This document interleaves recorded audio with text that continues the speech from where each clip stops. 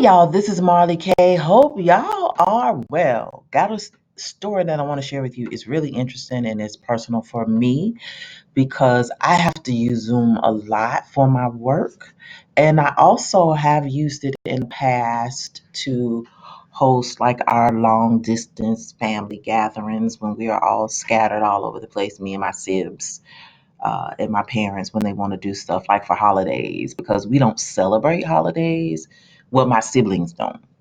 But my dad is still nostalgic and just won't let it go. So on those days, we will do calls. We don't come home like we used to and gather and eat and celebrate.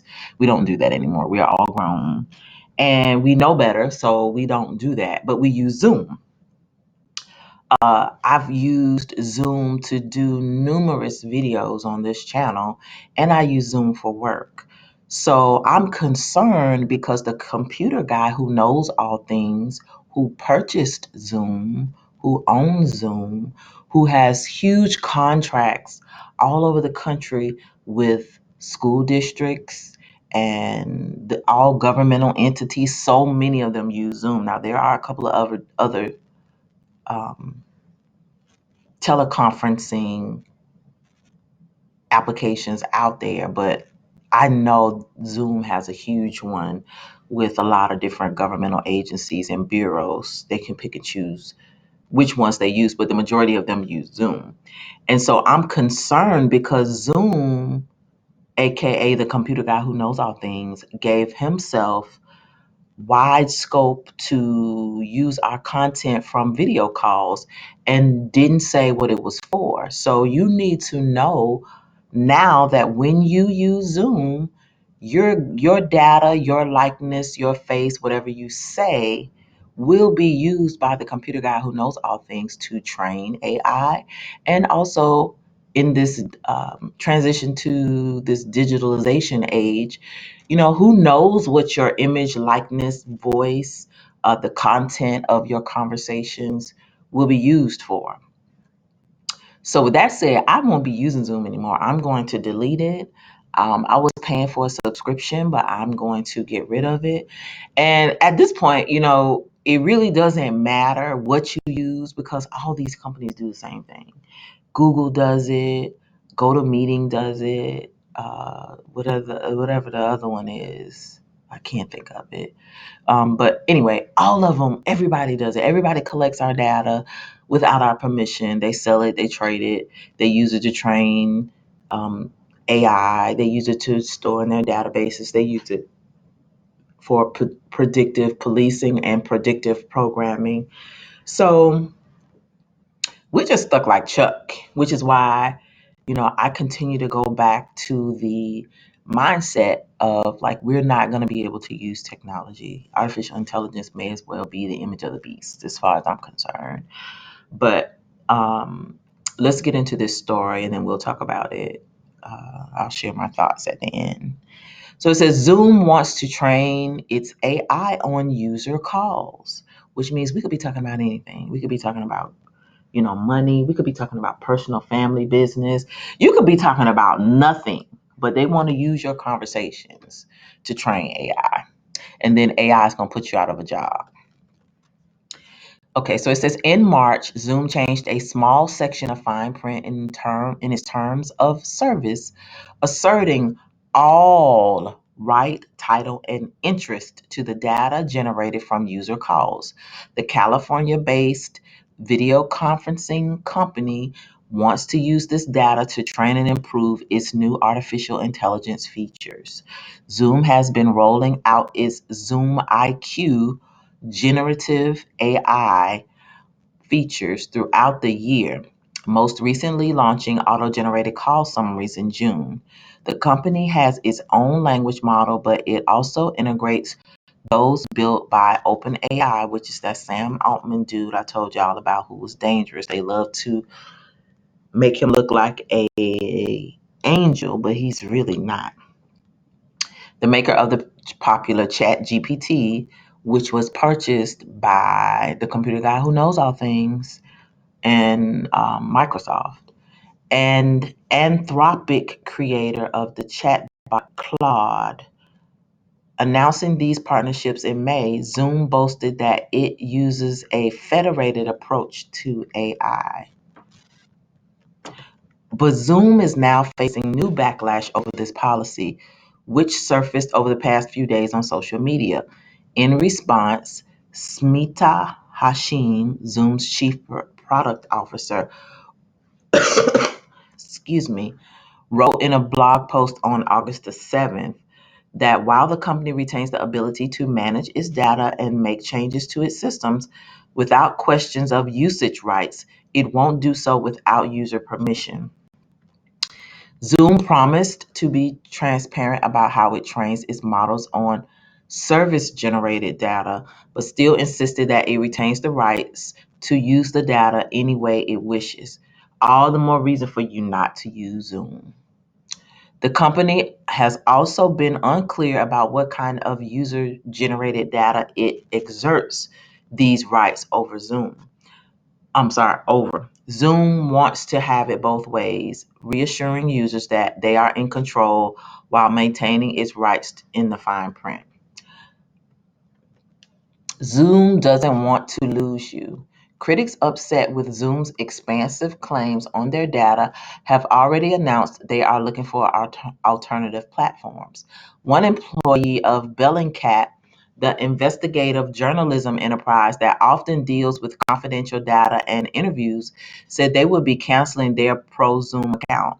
And I'm in agreement. I have a ProZoom account and I'm going to cancel mine as well because that means when you give them access to your data, it also means you give them access to your microphone, you give them access to your camera, you give them access to all sorts of stuff that they don't and shouldn't have access to at any time because I'm sure they will say, well, you have to give us access to your microphone like everybody does. And while you say you can only have permission when I'm using this product, we don't know if when we're asleep the microphone isn't coming on and catching us asleep. Or what if you are, um, you know, doing the nasty at 3 o'clock in the morning and the microphone comes on? Like, it is just so intrusive. Everything about technology now is so intrusive, and people are just okay with it. I don't feel comfortable now having conversations on, you know, sensitive government topics because our conversations are recorded. It's supposed to be private. And now they're telling us what we say is not private. What we say can be used for other purposes. And we don't have any say in it because this is the program that the government chooses to use. So I don't like that. That's really disheartening. And then think about kids. These school districts are using this stuff with children when schools are shut down. So your child's likeness and their voices and what they talk about are being used without your permission, without the school's permission, without the teacher's permission. They're just opening it up and using it, and nobody cares. Like, it's just so um, technocratic. I guess that's the best way to say it. It's a technocracy. We don't have any power when it comes to our technology. So the only way to take back your power is to not use it. In response to the criticism, Aparna Bawa, Zoom's chief operating officer, clarified that users do, in fact, have the final say over whether or not Zoom can use their content for product improvement purposes. This is opt in, Bafa wrote in Hacker News. A new user starting to use Zoom today does not have this turned on by default. The company does not use audio, video, or chat content for training our models. That's what they say, without customer consent. But notice that you have to go in and turn it on. It's not automatically off and you have to opt in. So if you don't go in and opt in when you open this up, then you're automatically opted in. Zoom has a trust problem. Despite Zoom's claim that user data on its platform is protected through end-to-end encryption. The Federal Trade Commission found in 2020 that it misled users and was engaged in a series of deceptive and unfair practices regarding its own data security. In 2021, the company agreed to pay $85 million to settle charges that it illegally shared user data with Google, Meta, and LinkedIn. So, see what I'm talking about? Zoom has been criticized for failing to prevent Zoom bombing, where unauthorized people gain access to an otherwise private call, and for letting troves of account credentials get sold on the dark web. So they managed to leave out the fact that this thing is owned by the computer guy who knows all things, his company. So, anywho, if you're using Zoom, I recommend you stop. Um, I have an issue with it. I don't know what a lot of these contractors are going to do about Zoom, but I'm going to make sure I mention it every time I see that we have to have a Zoom link. And, one thing I noticed as well is that I didn't realize this, but a couple of the companies that I subcontract with have recently gone back to the old way that we used to do stuff by telephone, and I didn't realize why. So this may be why, because they realized that Zoom is not as safe as it professed to be, which I suspect this is going to be a trending theme because none of these tech companies are on the up and up. All of them are doing the same thing. They're trying to get us into the Internet of Things, tied into this Web 3.0 and training this AI to basically police us, understand what we're saying, understand our tones, the different topics that we talk about, so that it can, and even glean information because most times it's used for discussions and presentations. So there's a lot of private things that could be taken from these discussions and used without our permission. So be careful on Zoom. They're telling you what they're doing. Don't talk about nothing that you don't particularly care about, but I just recommend not using it at all because if you want to talk to the police, you go to the police station, right? Right. All right, y'all. This is Marley K. Please like this video, share it, and subscribe to the channel. Please consider liking this channel by hitting that bell notification and hitting the all so that you can get all the uploads every time I upload new content. Check out the description section. I have alternative streaming platforms for Rumble and Odyssey in the event that this channel goes down or I get another strike. And I also have my social media links for Instagram and Facebook as well, because if I am banned, that is how you will know. I will send you a SOS. Lastly, if you'd like to support the channel, links are in the description for you to consider contributing. It is not a requirement, but it is always appreciated because this is a labor of love. Um, if you have supported the channel in the past, I really do appreciate it. I know you don't have to, but if you choose to, I really do appreciate it. Especially during these times, I know everybody is struggling. So um,